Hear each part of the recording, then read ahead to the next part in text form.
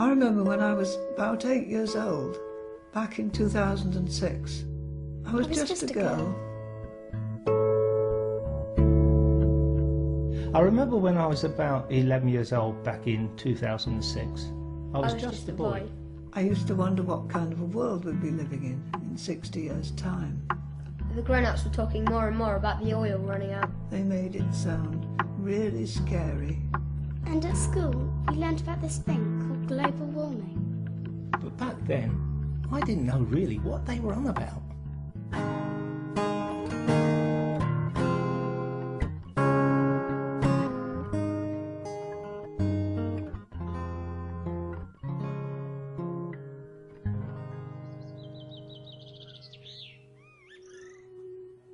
I just heard the word transition and immediately a light bulb went off in my head. The power of the transition movement is already in its name. The great thing about the transition movement is it's so positive, it's doing positive things. It's a grassroots thing. It's something that you and I can get involved with. It's very much focused on your own place and ground and where you are, and this is where you need to take care of and build relationships and sort the world out from. It's about not waiting for anybody else to fix things for us. It's about getting on with things ourselves. And it is actually addressing the issues that are going to increasingly come to dominate our world, which is namely energy and resource depletion and global warming.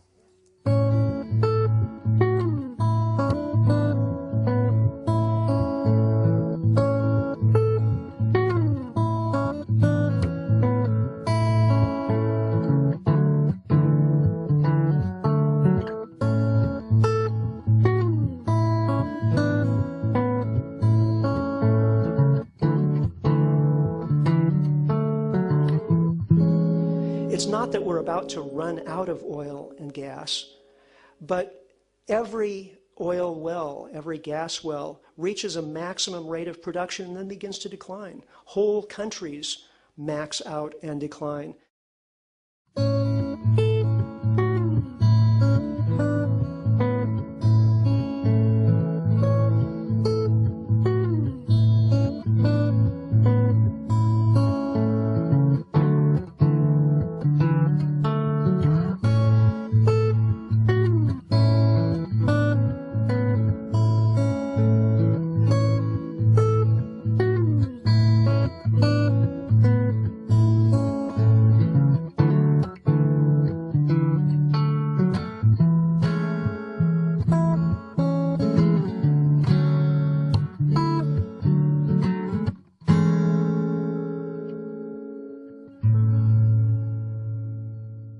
You know, fossil fuels have been an enormous economic boon, but they've created all sorts of problems, including climate change, dependence on foreign sources, oil wars, pollution of water and from fertilizer runoff and petrochemicals, acid rain killing forests, on and on and on. If we can do this one thing, if we can reduce our consumption of fossil fuels and phase them out, we can solve all of those problems at the same time.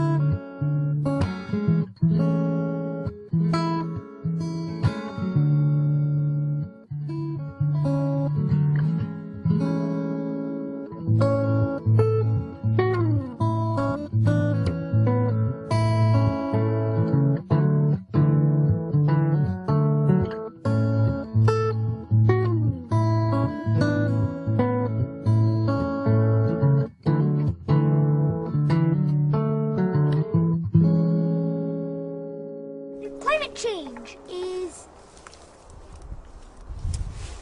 caused because we are releasing carbon dioxide into the air. The sun comes in and warms the Earth's surface. Radiation from the Earth's surface, heat radiation, has to get out in order to balance what comes in. But it's blocked on the way out by what we call greenhouse gases. That's water vapour, carbon dioxide and methane are the most important. Carbon dioxide is one of the major greenhouse gases. 200 years ago, you see, we began to burn coal and oil and gas. That increased the amount of carbon dioxide in the atmosphere. Carbon dioxide absorbs this radiation. It's like a blanket over the Earth's surface, keeping it warm. If you increase the thickness of the blanket, it gets warmer. We don't know it, but the weather is becoming more and more unpredictable, just because we're releasing carbon dioxide into the air.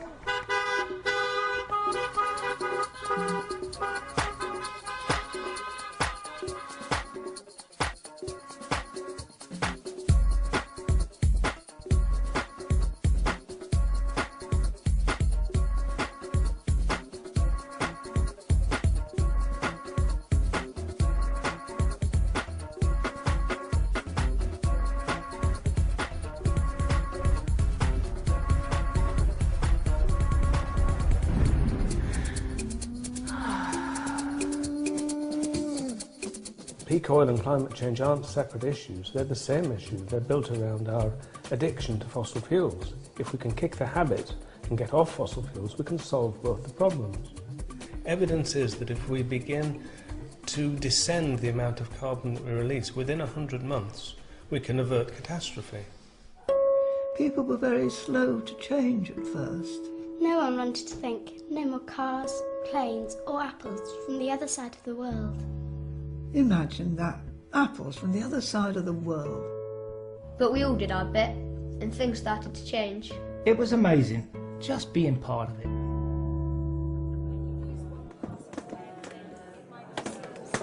It started when I was working in Kinsale in Ireland at the further education college there, and we started looking around for, there must be places who are using permaculture principles and sustainability thinking and systems thinking to work out how cities and towns and communities are going to get through peak oil successfully. And we couldn't find any, so we just improvised and did a 20-year plan for the town of Kinsale based on the idea that where we got to at the end could be better than where we start from now.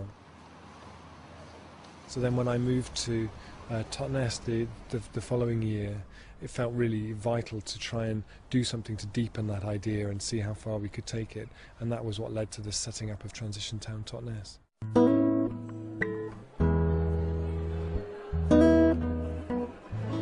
Welcome, Rob. Welcome to you all. He said he was gobsmacked when he saw you all. I'm not, because this is Totnes, isn't it? You can make a difference. And I know that you will.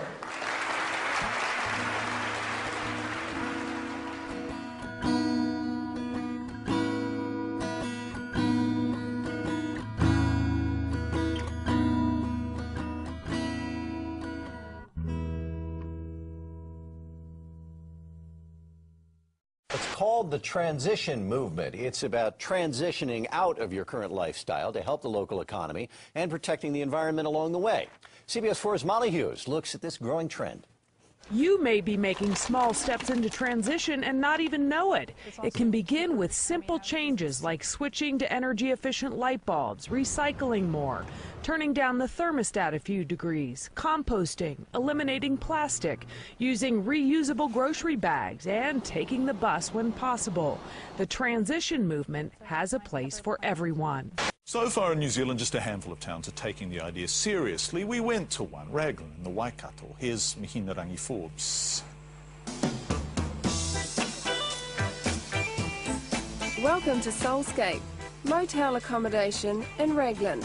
What makes it different is the way it's powered.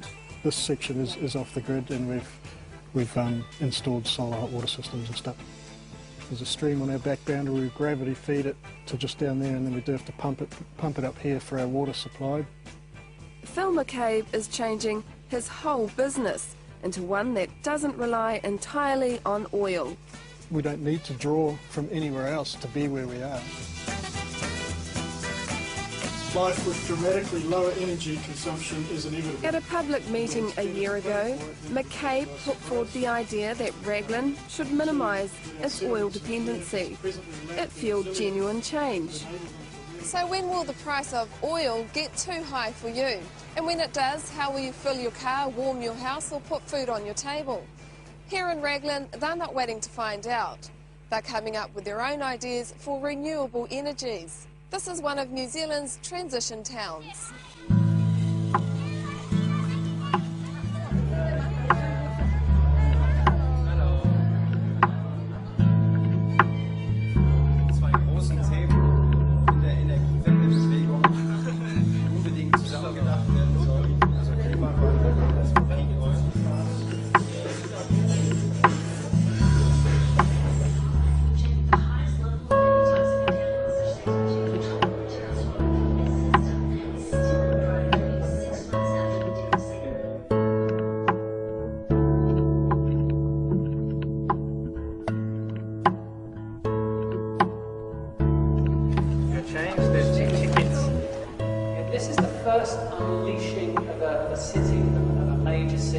Yeah, it was fantastic. 1st of October we had 400 odd people arrive in the biggest hall we could find in Norwich. We had people working in small groups at that unleashing on particular themes that have now started out as theme groups. So we were very pleased because it drew in a very wide range of people. It drew in people who were involved in existing groups, and it drew in new people. So it did everything we wanted it to do, really. The structure of this meeting was absolutely amazing because people were centred around, they could immediately share their experiences, share ideas, become involved more proactively. I think it's just a wonderful way of conducting a meeting, and it was very inspiring. We were talking about how a lot of people our age are really excited about learning to drive and how we don't really want to learn to drive right now because we want to not become reliant on like cars and things. And it's really nice to interact with the wider community and to talk to the elders and to meet people who have lived in this part of the country for so many years. So I feel so frustrated and worried and disillusioned with politicians and what's going on and the inaction about what's happening in the world. So it's really heartening for me to be here and see that actually people are prepared to do something. So, and I'm really pleased that I'm in Norwich now. I thought the turnout tonight was absolutely amazing. I think there were nearly 400 people here, and that's huge. I have to admit, it was a lot more than I was expecting. I'm dead impressed with the organisers, and it makes me optimistic that something's really going to happen here.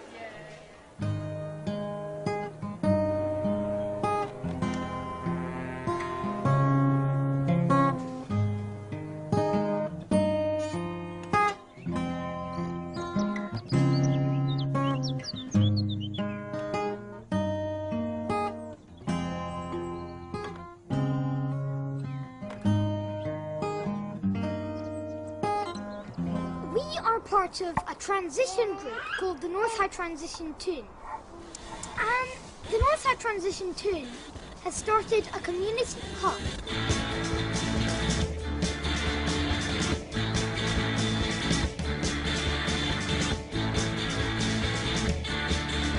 People need to be living in community. You don't want you over here and your best friend way over here. You want you here and your best friend here, basically. The beginning of a dream, really, to turn our local village hall into a zero carbon hall. It was about 8 months ago that a few of us were in this hall, and the feeling was really different. It was our first public event as a transition group, and it was really like, oh, what are we doing? We're stepping out into this public arena, and we don't know what the response is going to be. We don't know what people's reaction's going to be. And I remember that sense of trepidation, like we're going public. We'd only just had a few meetings in our living room with some friends and neighbours, just feeling our way, and then it was like this first public thing. But we did it. You can join a transition group, or if there's not one in your area, you can just start one.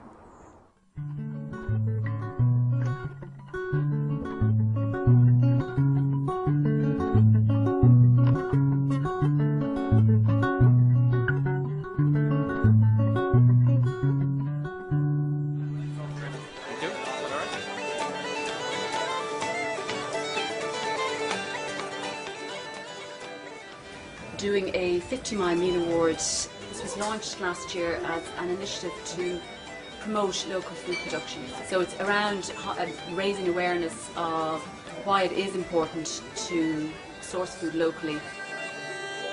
We have a local shrimp cocktail, which is shrimp from the harbour here in Kinsale. The Mary Rose is made with eggs from Upton. Basically the limes are from the broad, obviously. Over here then we have a smoked eel salad with beetroot, which is locally grown, and watercress. I mean, it's ridiculous that you can buy garlic in Ireland, but the majority of it would come from China, which I think is, we should become more self-sufficient. The carrots and the chopped potatoes are inside the cheddar. They're grown actually in our proprietor's garden, which is only 2 miles up the road, and he has an acre site where we'll grow a lot of our veg for the White House. And there was a smoked eel, beetroot and watercress salad in there, size of remembrance.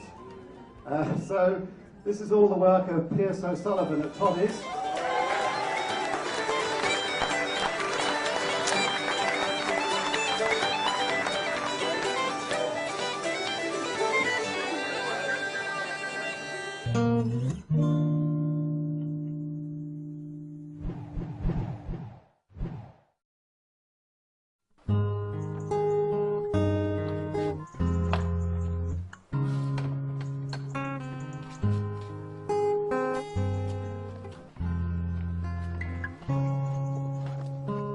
Garden Shed project means that people who don't have land and don't have any garden space are matched together with people who have garden space that they don't use in Totnes. And the idea is for it to be a long-term, growing community relationship and commitment, really helping us kind of get back more into the habit of sharing our space and sharing our resources and learning that we are utterly interdependent. So I've moved your leeks that were here.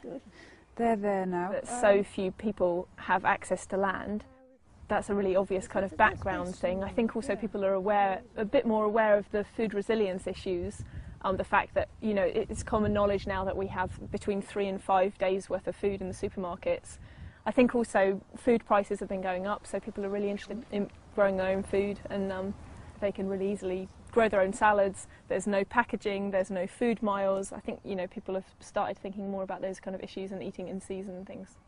And then there's been this massive kind of media uptake of the project, and the BBC wanting to come and film it, and Hugh Fearnley-Whittingstall. For over a year now, Transition Town's Totnes has been busy matchmaking gardeners and land, and now have around 20 successful pairings.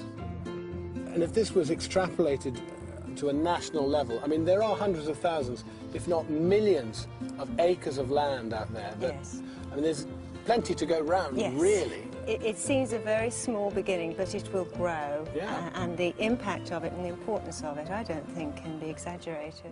It has been amazing to have so much media attention on it, because the idea has spread far and wide, and I must have been contacted by about 20 to 30 different projects from around the country. I've also been talking to various groups and land experts about how we can get more and more people all across the country doing exactly the same thing. And now, inspired by the Totnes story, we've come up with the idea of a national network, Landshare. When I first started it, I thought, well, you know, maybe it will be a success if there's 3 gardeners, you know. And actually looking at it now, there's over 50 families involved. A lot of it is about people wanting those links with the land again, and wanting to kind of learn and be part of that fantastic tradition that is propagating and seed saving and having their hands in the soil, and really kind of, you know, learning what it is that makes us live, that makes us thrive. And it's particularly people who are living in flats, who don't have any access to green space. It's absolutely lovely to be able to know that there's a little patch of land where you could just go and sit and be surrounded by your flowers and vegetables and watching the butterflies go by.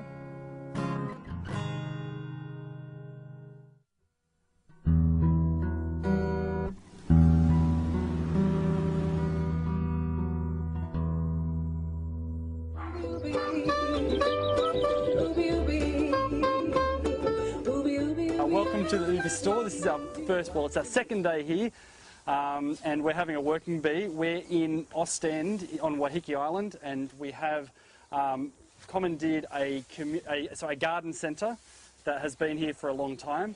Ubi is an idea that has kind of come to us that we're able to bring more of a capital model and a social model together.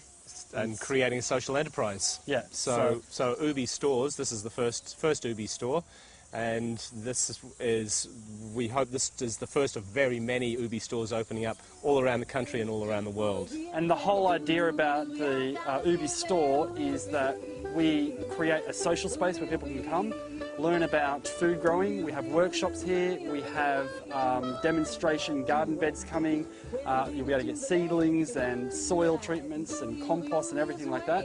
So we're creating a one-stop food grower shop for everyone on the island to get into food growing. And Ubi stands for out of our own backyard. So it's a very cool little acronym that says everything that we want to say.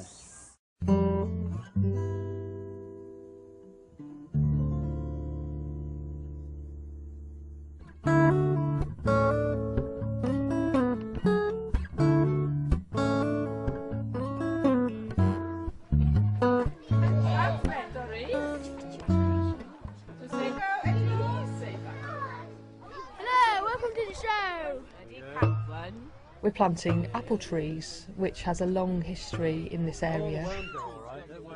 You'll struggle to find a local apple, that's for sure. I know the local deli sells them sometimes. Somebody brings in a basket of apples and they go just like that because people want them.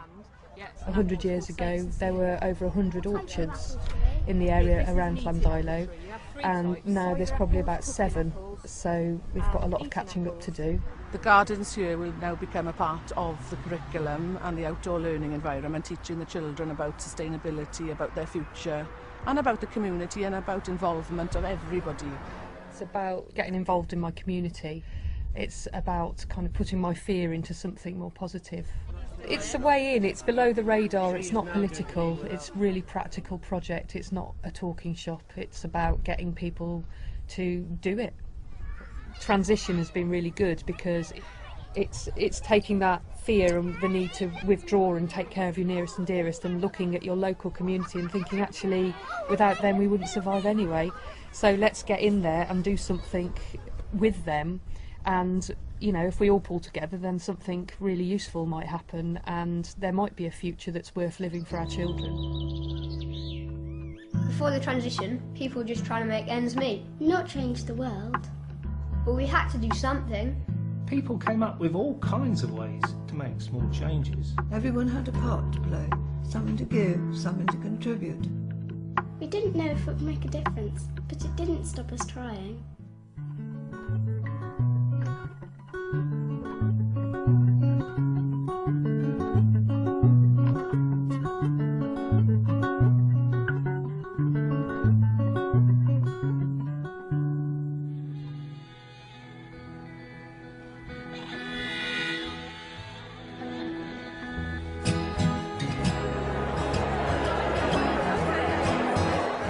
We're not loaded, we're small businesses and struggling, yeah?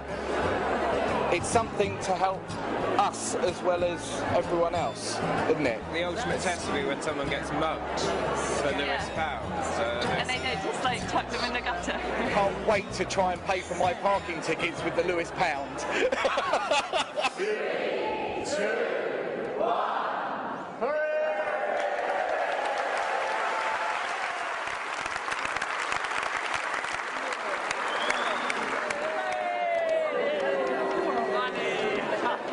Well, the Lewis pound is a local currency, and so the idea is if you think of a community as being like a big leaky bucket and money pours into it from all different places, from grants, from pensions, from wages or whatever, comes into our economy, and then most of it just pours out of the holes in the bucket. Every time you shop in a supermarket, 80% of that money leaves. So you have a national currency which just pours through our communities. Whereas if you have a local currency, this is the Totnes pound, this is the currency that I've been involved in, it can't leave, it bounces off the side of the bucket. So it's never seen as something that's going to completely replace sterling, but it's seen as something that runs alongside it and as a complementary thing. So what it does is it's like mindful money. If you go shopping with a local currency, you make a conscious decision that you're going to support local businesses. Our initial print run was 10,000 Lewis pounds, and they were sold out within 3 days of the launch. And the reason for that primarily was collectors. So this was the biggest currency launch in the UK in over 100 years. And within a day, Lewis pounds were trading on eBay. Within 2 days, they were selling for 30 quid a pound. You know, it was ridiculous.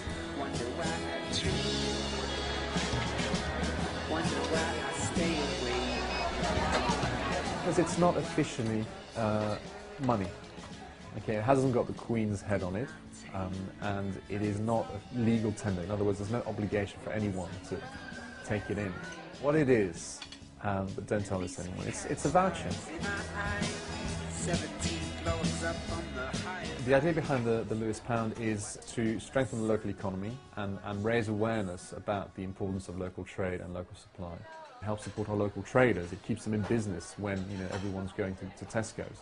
The second thing is to reduce our carbon footprints, because local suppliers tend to be sourced more locally, none of the flying around in jets all across the world. We have this silly situation where we end up buying beans from Kenya when we're perfectly able to grow beans here.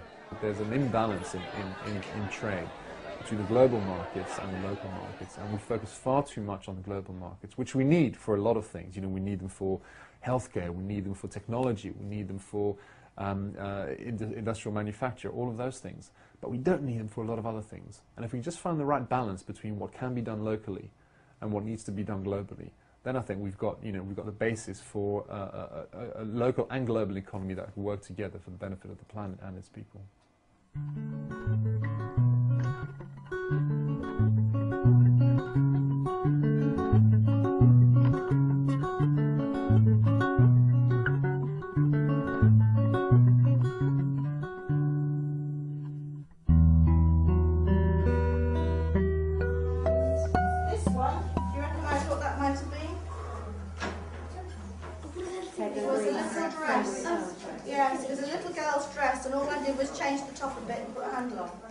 We've been to the charity shops and we've brought with us a lot of items of clothing, and we've also brought fabrics from curtains and the kind of fabrics that people have lying around at home.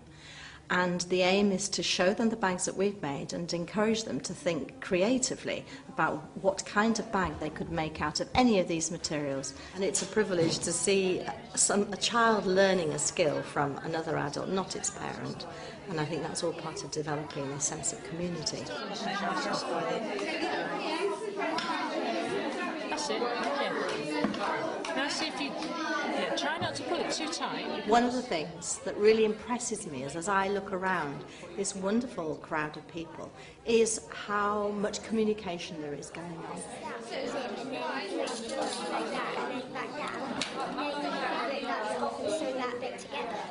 Now I know that obviously making a few bags is not going to significantly change the carbon footprint of Newent.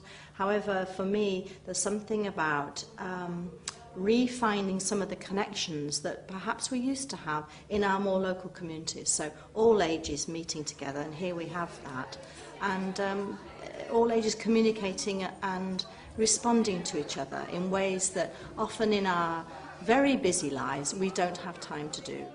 The central part of transition is recreating some of these connections. I think that builds a kind of emotional resilience, which as things change, and we know things are going to change, in terms of the materials that we have available, in terms of transport, in terms of oil availability, these stresses and changes that are going to happen, we need to be resourceful in meeting them. And the great strength that we have is our relationships and our communities. And I think this bag workshop again shows how people can come together and be creative, and also, of course, get a tremendous amount of pleasure out of it. There's a lot of laughter as well.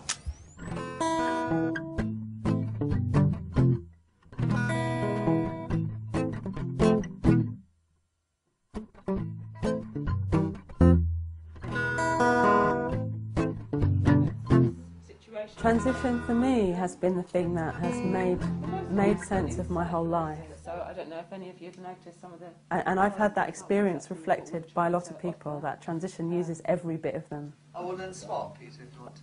Yeah, we often ask the groups who come on our training what it is about transition that really attracted them. It's permaculture with notes on them. One of the things that comes across very strongly is how powerful this positive visioning for the future is in drawing people in. And for me, that's one of the most powerful things that any of us can do at this time. Close your eyes and imagine, what would your community look like if you have the future that you really want for your children? What would that look like? What would it feel like? What does it taste and smell like? What are you eating? You know, what do you wear? What do the buildings look like? What are people doing in their days? How do they look when you look into their eyes? Those sort of questions are really powerful, I think, for people to come out of the despair and have a sense that there could be another future. You know, if we don't do that visioning and imagining the world we want and then take steps towards it, we're going to get a world that somebody else wants. So at a personal level, for most people, as they wake up or, you know, come into a realisation that the world's not going to carry on as it is today, you know, initially it's often a very isolated place to be. Yeah, and it's so hard to like, I'm the crazy person in the room, and I think... And it's stressful and often painful, and, you know, one of the really important things is to keep connecting with people who see that the change is coming, because it helps support that in you. So that's one of the things that I think transition really provides, is a place for people who see that things are changing to connect with others who want to do something about it, and whose choice on waking up is action, you know, is to find ways of taking action, because just to take action itself brings about a transformation. You know, and it shifts that belief that I think is very pervasive in our world, that there's nothing that I can do as an individual. But actually, if we don't do it as individuals, you know, and even better as individuals who come together as groups, nothing's going to happen.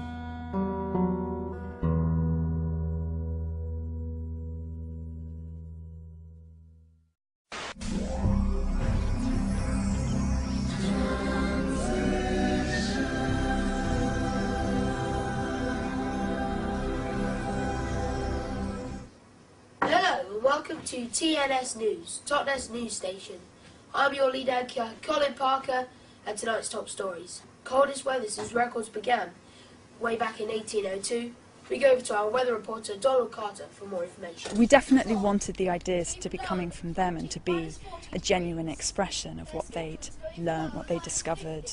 As soon as you introduce the idea of the future, a lot of what comes up in kind of collective consciousness in a way is images of hoverboards and aliens, and so it took a little bit of kind of guidance. Recently there's been rumours that a group of fat middle-aged men have been found inside the castle.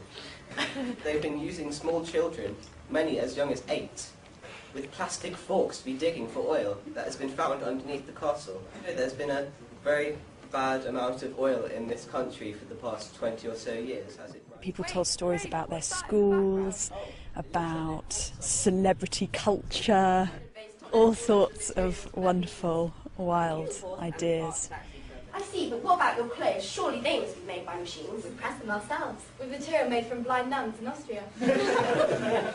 To envision something positive, we show the possibility of how it could be different and then find ways of moving towards it. And that feels absolutely essential to what Transition Tales was about the power of storytelling, really. Stories shape the way that we act. There are probably 3 dominant cultural stories about the future and where we're headed, and one is the sort of business as usual. Everything will tomorrow will basically look like today, but maybe slightly different, maybe bigger and faster and shinier. And the second is apocalypse. You know, we're all doomed, we're all going to hell, and there are many manifestations of that throughout the media, of course. And the third is probably this sort of idea that technology will solve all our problems, and maybe ultimately end up with Star Trek or something, like exploring the universe. And so what we're trying to do is build a fourth vision, a transition vision, which is about a more localised, resilient future in which we avoid the worst of peak oil and climate change, the worst consequences of those, and move into a future where we have lots of people living lower energy lives, but much more satisfying lives, much more fulfilling lives.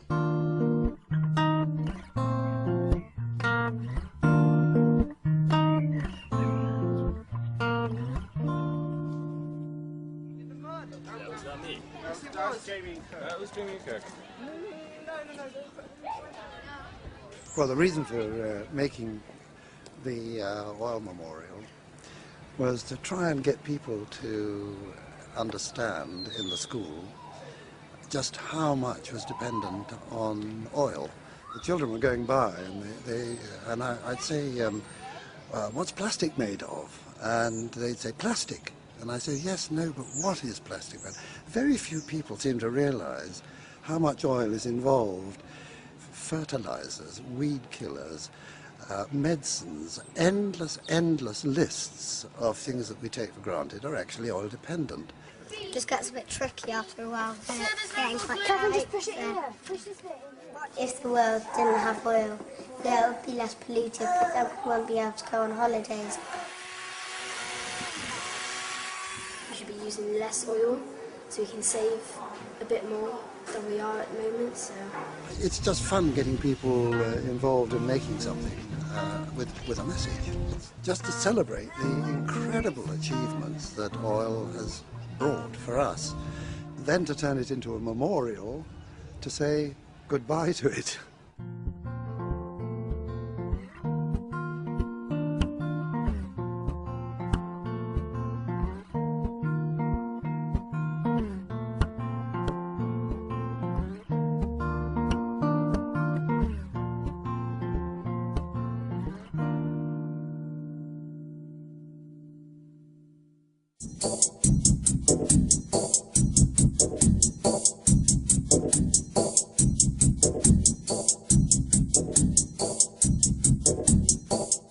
We're starting a process today which is very exciting, because in a year's time we're working up to having a big trash catchers carnival in Tooting.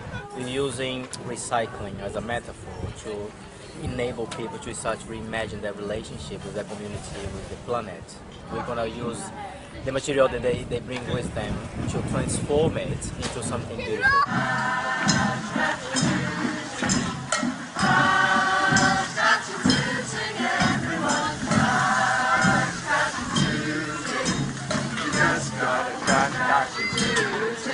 What you're seeing here and seeing now, people who never really thought about the environment, people who not really looked at their own faith and all the faiths in Tooting, the scriptures and teachings of the various prophets. They all talk about loving the earth, about respecting the earth, respecting the environment, and the walk was all about that. And so I suspect that transition down in Tooting, TTT, will be different from a transition down in Bristol, or even in East London, or even in West London, or even in parts of Wandsworth. And that uniqueness will give it its strength, because you can't impose upon Tooting a transition plan model from another part of the country, and that's why it takes time, and that's why you've got to have patience. It's about awareness, because most of the children did not know about Transition Town Tooting, and today I think it's been wonderful that they were all around to witness this. So I think it's great.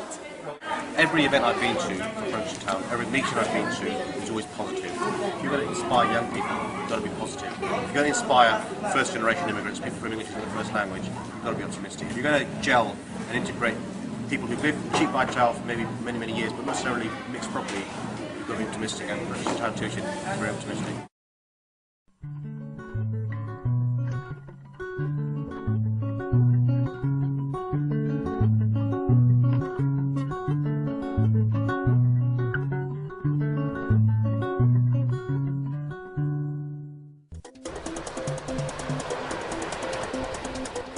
I've been involved with Transition Penwith down here in West Cornwall for the last 2 or 3 years. We operate a fleet of electric cars and vans which we've been using in different projects. Cornwall's a big tourist destination, so hopefully get people to arrive by more sustainable means, namely the train, and then use an electric vehicle while they're here for part of their transport for their daily excursions. Electric cars are very efficient because for the energy you put into them, most of that energy gets translated into movement. In a normal car, like a petrol car or a diesel car, you lose a lot of the energy as sound, as heat. A modern diesel engine may get to sort of 50% efficiency, so you're losing half the energy that's contained in the fuel. Electric cars can be about 90%. The effective CO2 emissions of the car based on dirty energy, so that's from coal, from gas-fired, etc. This is still only half the emissions of a comparable car. But having said that, there's no point using these cars unless you're going to use green energy, unless you're going to use renewable energy.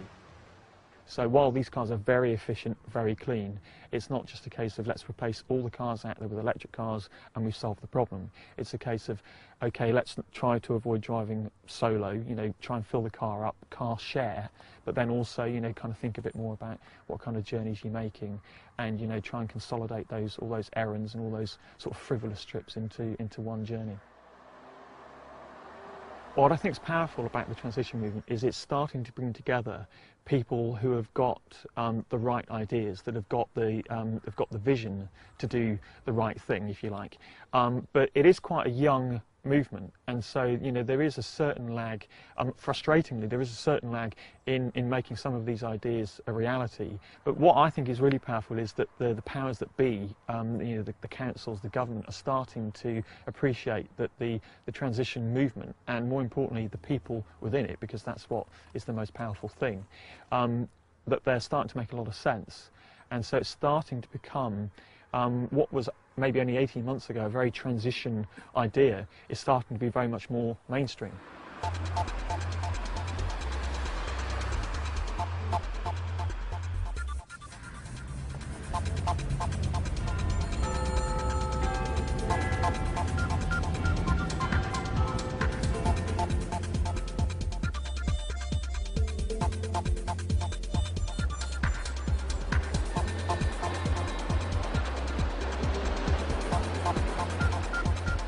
I'm hoping that Rob will inspire the representatives who have come today to hear him speak to take up the mantle of Transition Towns as a project which all our market towns can adopt in unison with each other. We're moving from a time where our consumption of fossil fuels, be it oil or gas, is the key factor in our economic success, our sense of well-being, our personal prowess, to a time when our dependency on fossil fuels is our degree of vulnerability. That's the key message, I think, for today. The whole sense of a town being in transition from what it is today to what it could become tomorrow in terms of resilience is the thing that really captured my imagination and made it exciting for me. This idea of resilience is really important. So resilience is the ability of a community or an individual or a settlement or a nation to withstand a shock from the outside. How do we design into our towns and settlements and cities the ability to adapt and change quickly and to become much more responsive to what's happening around them? This is the town of... What we've really developed so far is the transition bit, which is the grassroots model, the bottom-up model. So it's fascinating to start really exploring what it looks like when a local authority starts to come the other way. And then really you start to move to what actually local democracy was always intended to be about, where the community is driving things, making decisions, having a vision, driving things forward, and the local authority's role is to facilitate and enable that. Actually, there is the potential in this to create something really quite extraordinary. And there is potential within addressing these issues for an economic, social and cultural renaissance, the likes of which we have never seen. There's something about the transition idea which is really sticky, and it sticks itself onto all kinds of different things, and you see that all over the place, just people get it and they go, oh, I see, oh, okay. This is a process which acts as a catalyst. This isn't a process that comes along with all the answers in a little box and opens up the box and just gets them all out. This is a process that you start and you catalyse and you have no idea where it's going to go or what's going to come out of it.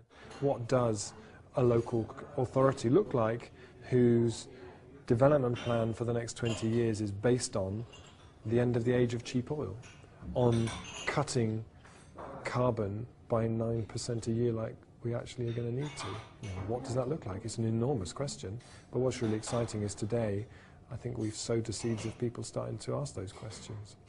A council can sort of endorse something and then it goes from being alternative and hippie and slightly subversive to actually becoming mainstream, and I think that's our role, is to sort of say this isn't weird stuff, this is something which makes sense. And actually, if you can change your quality of life and reduce the amount of time you spend travelling and all those things, I think there are so many other benefits, and this needs to be mainstream as well. I think what we've decided is, first of all, some policies to embed transition towns into everything that we do, so it's double underlining the idea of transition towns in every action. North Norfolk should not be either flat, flooded or forgotten. And I think today we've put it back on the map, and we're going to make sure that it isn't any of those three. I think the work that local authorities are doing, the work of the Transition Towns movement, all that work is incredibly important. It's incredibly important in itself because it makes people in local areas change the way they live, change their area for the better. But it is also important because it signs people up and gets them involved in a bigger idea. We all have to pull closer together and work with each other, because I think there's a lot of isolation. A lot of people are quite isolated and quite scared, and I think, you know, it's the whole war spirit. You know, we'll all pull together and we'll get through this together. It's an extraordinary time to be alive. It's the most exciting, terrifying time of great opportunity, and I feel that there are doors opening in the world, and that whatever we can imagine individually and as groups, as communities, whatever we dare to imagine, it is really possible now. And now it's 2066. I feel really proud to have been part of that. We turned it around when most people thought we didn't have a chance. Lots of small changes, all coming together, all over the world. That changed everything.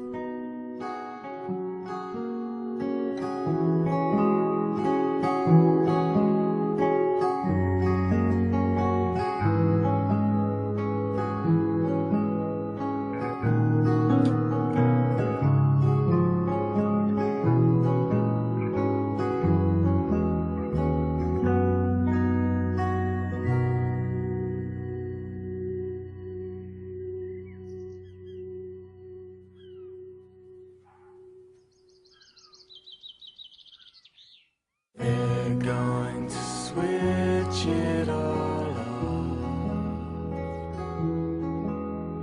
and everything stupid will stop, and you'll have to stay where you are. No juice to put in your car, no sound will come from